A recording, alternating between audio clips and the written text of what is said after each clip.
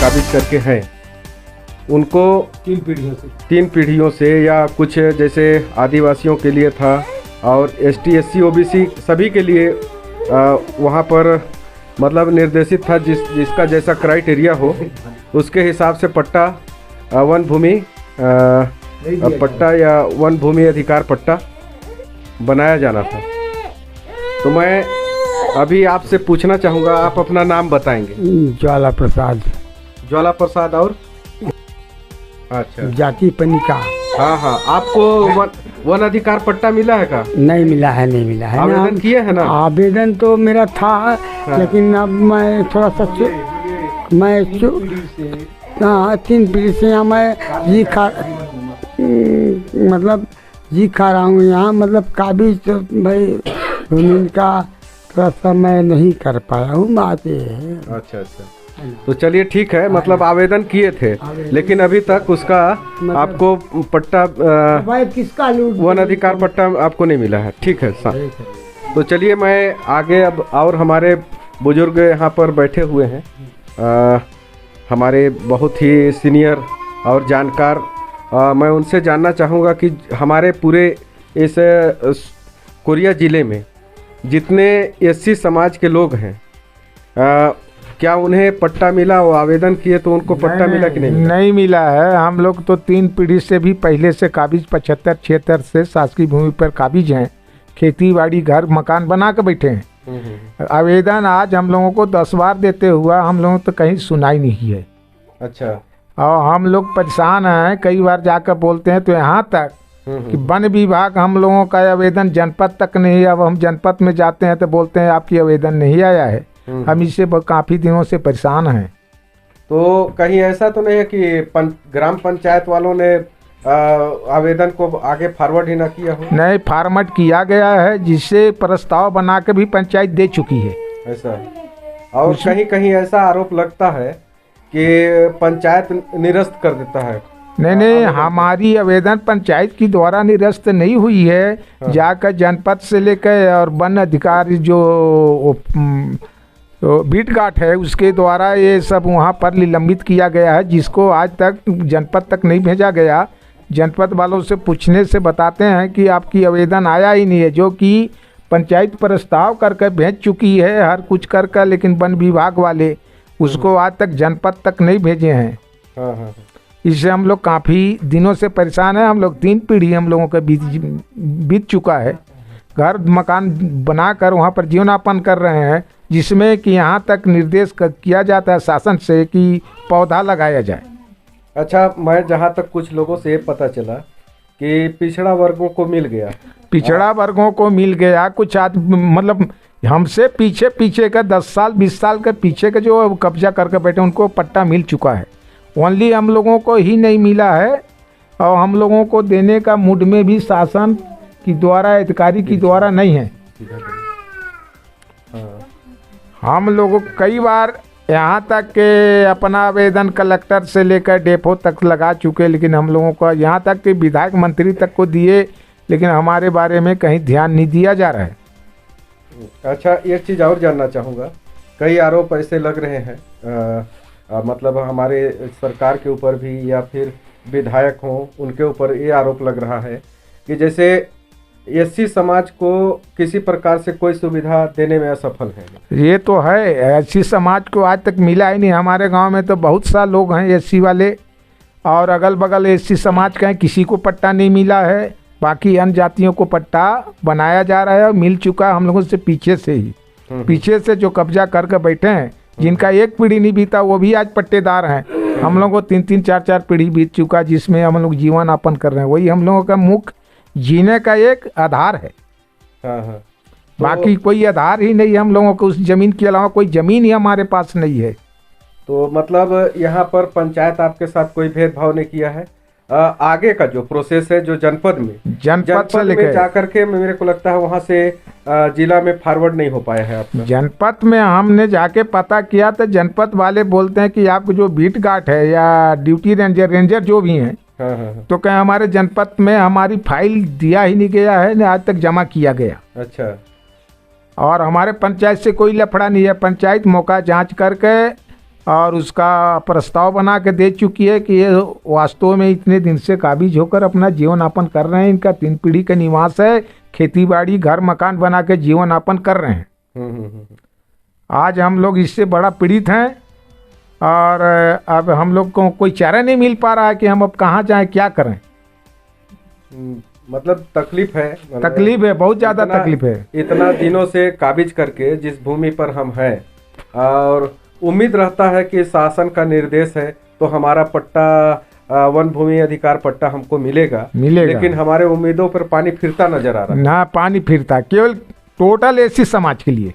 हाँ। बाकी अन्य समाजों के लिए पट्टा दिया गया जो कि हम लोगों से 50 साल के पीछे जो हैं 20 साल से जो काबिज किए उनको मिल चुका, लेकिन हम लोग तो बहुत दिनों से काबिज हैं, हमारा कोई सुनवाई ही नहीं हो रहा है। अच्छा अच्छा, तो चलिए अभी हम लोग बहुत अच्छा हमें जानकारी मिला हमारे सीनियर श्री राम लखन वर्मा जी से, जो इस क्षेत्र के इस ग्राम पंचायत के विषय में बात को बताया कि यहाँ से हमें वन अधिकार का जो आवेदन किए हैं उसे फॉरवर्ड कर दिया गया है जनपद में, लेकिन जनपद में जाने से वो आवेदन नहीं मिल रहा है।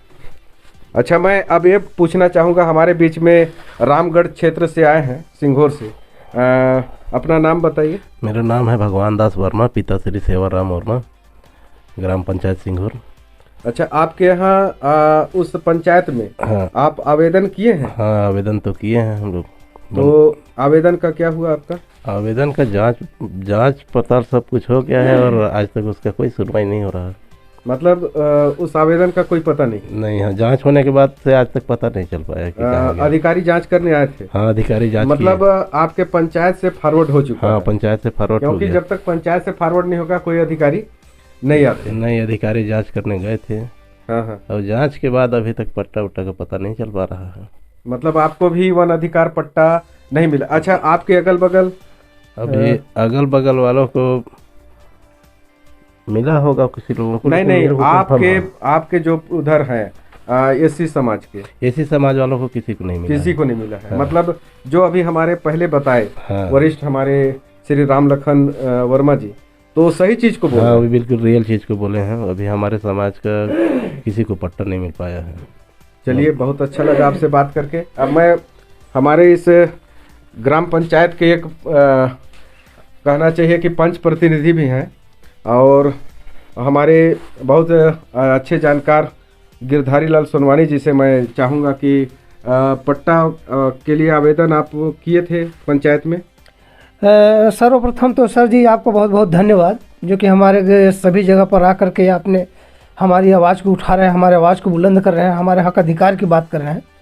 रह गया पट्टा की बात, तो पट्टा तो आज तक नहीं मिला। हम लोगों ने आज से 10 साल पहले तक हम लोगों ने वन अधिकार का फार्म जमा करते आ रहे हैं। जैसे ही हम लोगों ने पंचायत में फार्म जमा करते हैं, वहाँ से जमा करने के बाद हमारा सीधे वहाँ से पात्र होकर के चला जाता है। इसके बाद वन विभाग में चला जाता है। वन विभाग के अधिकारियों ने, जो हमारे बीटगार्ड हैं, उन्होंने भी पात्र कर देते हैं। हम लोगों के सामने दिखाते हैं कि ये पात्र है, लेकिन वहाँ से पात्र होने के बाद जैसे ही हमारा जनपद में जाती है फार्म, वहाँ से अपात्र हो जाती है। तो हमारा इसमें कारण क्या है कि हमारा क्यों अपात्र हो जाता है? जिस प्रकार के हमारा ने उच्च अधिकारियों ने और हमारे सभी वन विभाग के ने बोला कि वन अधिकार जो समिति बनता है, और वन अधिकार समिति में क्या होता है कि वन अधिकार समिति आकर के जांच करती है, वन विभाग भी जांच करती है, और उसमें उसके बदौलत पात्र किया जाता है। अच्छा अच्छा। जब वहाँ पर उन्होंने जब पात्र कर दिया, तो हमारे आगे रोकने वाला कौन है? यदि आप समिति को मानते हैं, यदि समिति का बात को मानते हैं, यदि समिति बनाए हैं, तो समिति जो यहाँ से पात्र कर दे रही है, तो उसको आपको पात्र करनी चाहिए। बिल्कुल। या तो मान लीजिए यदि समिति की बात नहीं मान रहे थे, आपको समिति नहीं बनाना चाहिए। बिल्कुल, है ना? तो इसमें क्या रह गया सर जी कि हमारे समिति ने, हमारे वन अधिकार विभाग ने शायरी ने पास कर करके भेज दिया, और हमारे आदिवासी भाइयों को 5 साल में ही पट्टा मिल जा रहा है। हमसे उसका कोई दिक्कत नहीं है, उनको मिलना चाहिए। उन्होंने सदियों से अपना जंगल भी तकाया है और जंगल विभाग में रहे, जंगल में रहे हैं और काबिज कर रख रहे हैं। उनसे हमारा कोई द्वेष नहीं है, उन भाइयों को मिलना चाहिए। लेकिन उसके साथ साथ हमारे पिछड़ा वर्ग भाई हैं और हमारे एससी भाई हैं, जो कि इनके साथ दोनों पार्टी, कांग्रेस हो चाहे बीजेपी हो, दोनों ने सौतेला व्यवहार किया है और आज तक हम लोगों को पट्टा नहीं मिला। मुझे दुख लगता है। अब बताइए, दोनों पार्टी बहुत ही इस क्षेत्र में वर्चस्व पार्टी हैं। एक पार्टी आता है तो एक पार्टी जाती है, एक पार्टी आती है तो एक पार्टी जाती है। और मेरे को लगता है दोनों सौतेला व्यवहार हम गरीबों के साथ किया जा रहा है, जो कि हमारे दादा पुरखा आज 80 साल का हो गए, 90 साल का हो गए, 80-90 का प्लस में ही है। तो हमारे दादा पुरखा ने कब्जा किया, उससे पहले हमारा बाबा ने किया और इसके बाद हम लोग भी ने किए। आज हम लोगों को पट्टा नहीं दिया जा रहा है। मैं ये भी कहना चाहता हूँ सर कि यदि आपको यकीन नहीं है तो जो हमारे पंचायत के है, चाहे जंगल विभाग हो चाहे कोई भी विभाग हो, हमारे जो भी काबिज भूमि है उस पर आकर के जांच करे। यदि दूसरे का जांच के दौरान यदि किसी दूसरे का निकलता है तो हमको ना दिया जाए, हम उसमें हम सहमत हैं। लेकिन जब हमारी सारी समिति और सारी कुछ ने, जितने भी हमारे अगल बगल पड़ोसी में है, जितना भी हमने कब्जा किया है, उन्होंने कब्जा को देख करके और हमको सभी ने समर्थन दिया, पात्र किया, लेकिन हमको जाकर के रोक देते हैं। हमें बहुत दुख लगता है। हमारी आवाज़ को उठाएगा कौन? हम किस सरकार को चुने? सरकार हमारी दोनों ऐसे ही सौतेला व्यवहार करती है। और इसी बीच जो भी सरकार आती है, हमने यहाँ पर हमारे जाम टिकरा में आए थे हमारे इससे पूर्व कलेक्टर महोदय जी, EDM सर, उनके बीच में हमने रखा था। उन्होंने बोले कि बताओ आपकी क्या समस्या है। मैंने 2 समस्या रखा था सर जी, कि एक तो हमारी CC रोड है, जो कि हमारी CC रोड जब निकलते हैं बरसात के दिनों में तो हमारे 2 फीट मतलब कीचड़ हो जाता है, जिससे हमारे मोहल्ला में बहुत भारी परेशानी होता है। जब हम किसी भी महिला का प्रसव होना होता है या उसको हॉस्पिटल ले जाना होता है, तबीयत खराब होता है, तो जिस तरह हम शमशान घाट में लेकर के उस महिला को उसको जाते हैं मृत्यु होने के बाद, उसी तरह हमने ढो करके और ला करके रोड पर छोड़ते हैं। इस बात को भी हमने माननीय कलेक्टर महोदय जी को अवगत कराया। इसके बीच हमारे सारी वहाँ पर जिला CO थे और हमारे ब्लॉक CO थे और कलेक्टर महोदय जी थे। हम बोले कि हमसे पूछे कि बताइए भारी क्या समस्या है। तो हमने बोले कि हमारा देखिए सर, सारी कुछ हमारा ठीक है, लेकिन हमारा वन अधिकार का पट्टा नहीं मिल रहा है, जो कि हमारे सदियों से हम फार्म जमा करते हैं, हमारा फार्म तो चला जा रहा है, लेकिन उस पर प्रशासन शासन कोई अमल नहीं कर रही है। अच्छा। तो हमारे महोदय से भी बोला तो बोले कि अरे यार, हमसे टाल बहाना कर दिया, कह रहे यार उसको देखा जाएगा, अभी आप थोड़ा दूसरा बात करें, दूसरे मुद्दे की बात करें। तो ऐसे हमारे अधिकारी पदाधिकारी, हमारे सरकार है, तो हम किस सरकार से उम्मीद रखें कि हमको मिलेगा। इसलिए हमारे समाज के लिए जो SC समाज है, पिछड़ा वर्ग है और हमारे कुछ और लोग हैं, उनका बहुत भारी समस्या है इस पट्टा के संबंध में है, जो कि कई साल से बेचारे एकदम रह रहे हैं और उनको पट्टा नहीं दिया जा रहा है। तो हमने किस सरकार का दरवाज़ा खटखटाया, किस अधिकारी का दरवाज़ा खटखटाया, हमने बहुत ही दुख में है हमारा समाज है और हम लोग हैं और हमारे पिछड़ा वर्ग भाई भी हैं। अच्छा, नहीं मिल रहा है। मैं ये पूछना चाहूँगा लास्ट में, मैं ये पूछना चाह रहा था कि यहाँ पर जैसे अभी प्रदेश में कांग्रेस का सरकार है, माननीय भूपेश बघेल जी मुख्यमंत्री हैं, ठीक है जी। और यहाँ पर उनके कांग्रेस के ही ब्लॉक अध्यक्ष पप्पू सिंह जी हैं और उनकी माता जी यहाँ पर सरपंच हैं जी। तो आप उनके माध्यम से कई बार आवेदन निवेदन किए हैं? हम लोगों ने कई बार बोले हैं। हमारे भाई भी हैं, हमारे साथी भी हैं, साथ में हम लोग रहे और उनका बहुत ही अहम भूमिका रहा है, जो कि कांग्रेस पार्टी के ब्लॉक अध्यक्ष भी हैं। और उन्हें हम कई बार बोले कि भैया जी देखिए हमारी समस्या ये है और इस समस्या को सुलझाइए। उन्होंने आश्वासन देते हैं, लेकिन आश्वासन देने के बाद हमारा काम नहीं होता है, उसमें हमको दुख लगता है। अच्छा, मैं एक चीज और पूछना चाहूँगा जी। ये पूछना है कि इस ग्राम पंचायत भैंसवार में, सोनहत ब्लॉक का ग्राम पंचायत भैंसवार में पूरे ब्लॉक से पंचायत में ज्यादा काम हुआ है, लेकिन आपका CC रोड क्यों नहीं बना? मतलब कुछ द्वेष, कोई कारण, मतलब कुछ भेद तो नहीं रखते हैं सरपंच महोदय? अब उसको सरपंच साहब ही बताएंगे कि क्या है कैसे है। लेकिन आज से नहीं, हम लोग आज से 10 साल पहले जब ग्राम स्वराज होता था, लोक स्वराज होता था और आम सभा होती थी, सारी सभाओं में हमने जाकर के आवेदन दिया। जहाँ तक कि हमारे प्रदेश के हमारे मुख्यमंत्री माननीय भूपेश बघेल जी भी आए थे, उनको भी हमने आवेदन लिख करके हमने उनको दिया था और उसका हमारे पास कूपन भी है, लेकिन उन पर हमारी कोई सुनाई नहीं हो रही है।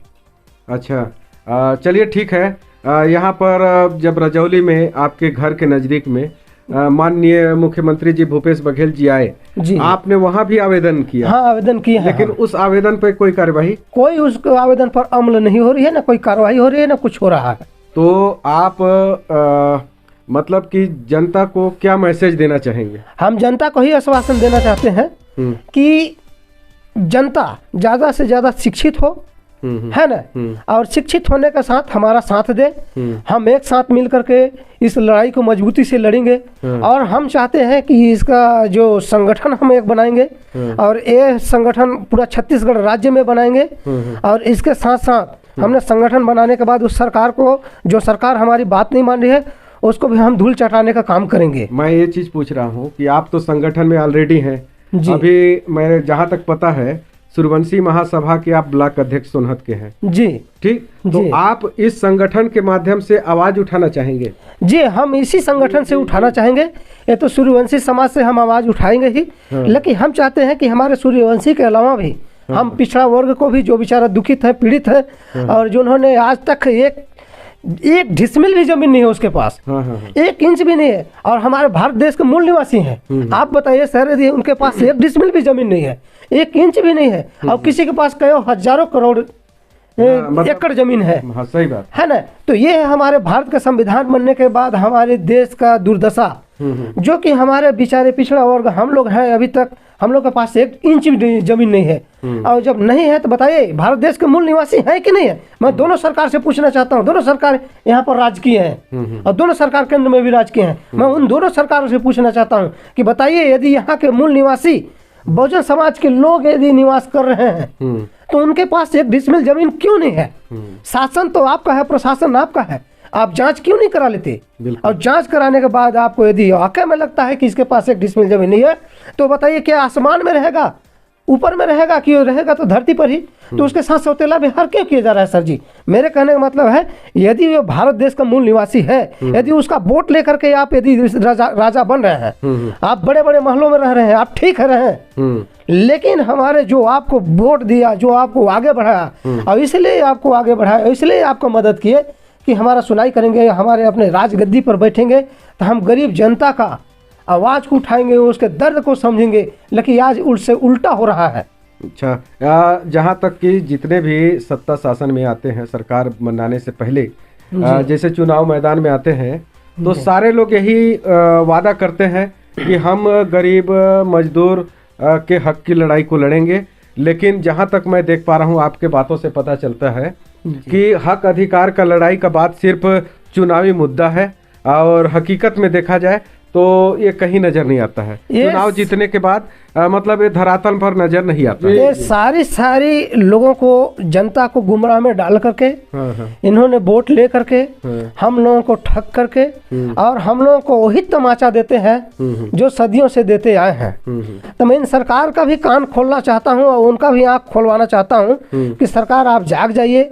और हम पिछड़ा वर्ग और SC और ST को भी कह रहे हैं, उनको भी हक अधिकार मिले और उनको अवश्य मिले, नहीं तो यही हम एक बहुत भारी संगठन बनाएंगे। और संगठन के बाद फिर हमारी समाज या हमारी जो संगठन होगा उस पर क्या निर्णय लेगी आप खुद ही समझ जाएंगे। चलिए, बहुत अच्छा, आपसे बात करके बहुत अच्छा लगा।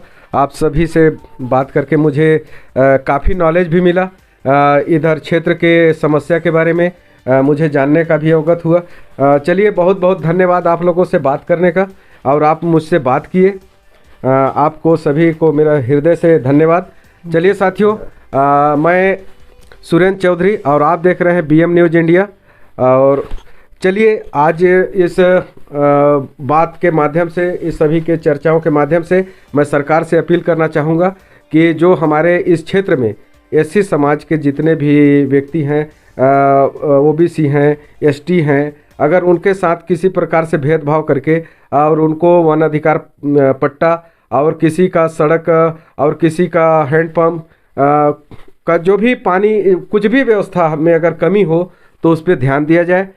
इसी के साथ मैं आप सभी से को नमस्कार करते हुए, सभी को मेरा नमस्कार।